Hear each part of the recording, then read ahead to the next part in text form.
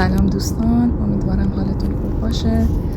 اینجا ملبورن، همونطور که میدونید الان ماه دسامبر هست و توی استرالیا برخلاف اکثر جاهای دنیا که هوا سرده، اینجا الان تابستونه و هوا نسبتا گرمه و میوه های تابستونه مثل گیلاس، آلبالو و شلیل و از این دست میوه ها تو استرالیا الان موقع برداشتشه. هفته پیش ما تصمیم گرفتیم تا فصل گیلاس تموم نشده یه سر بریم باغ گیلاس و یه ویدیو هم گرفتم که با شما به اشتراک میذارم. امیدوارم که دوست داشته باشید.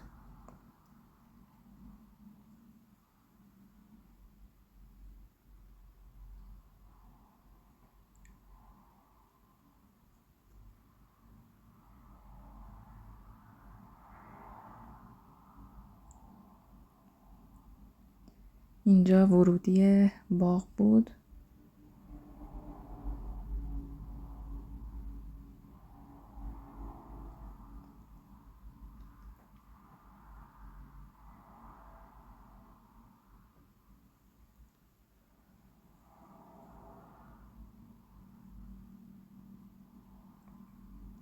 ما قبلا بوک کرده بودیم، اینجا هم اسممون رو چک کردن و بعد از این سطلای قرمز بهمون دادن که گیلاس بچینیم. سوار ماشینا شدیم و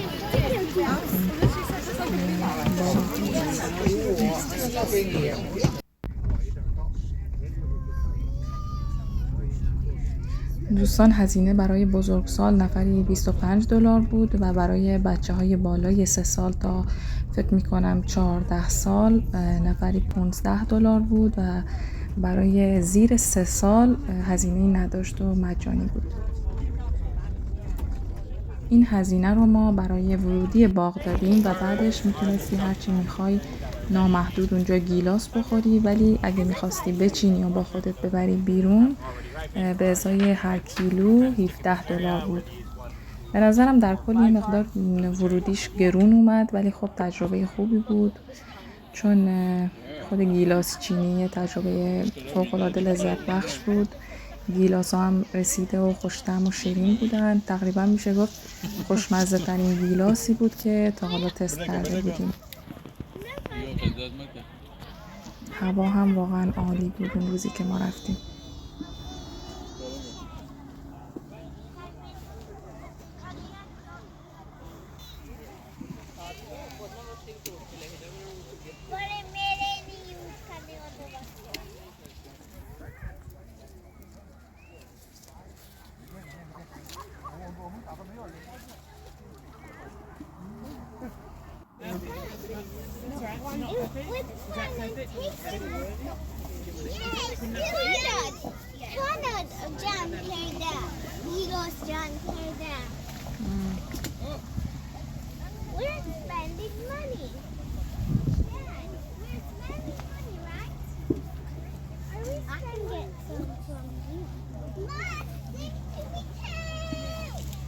Make sure that they are good ones.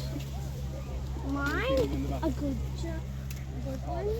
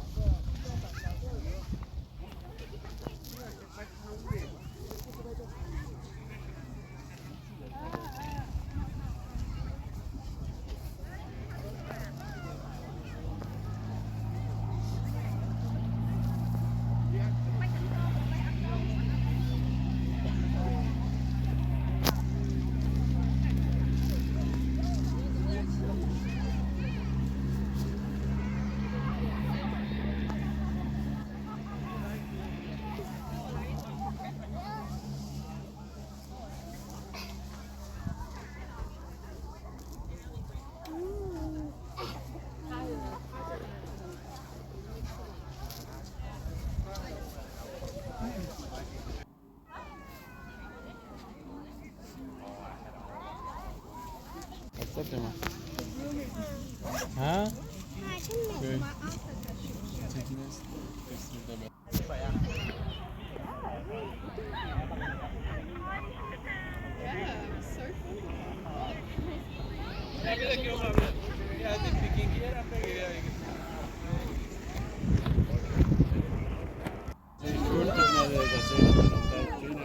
دوستان اینجا هم جایی بود که هر مقدار این گیلاس چیده بودی رو وزن می‌کردن و باید هزینه‌اش رو پرداخت می‌کردیم.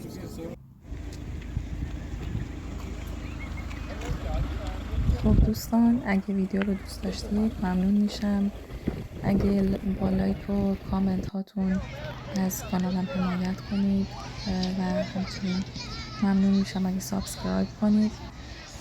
به زودی ویدیوهای بهتری از تجربه زندگی در استرالیا با شما به اشتراک میذارم.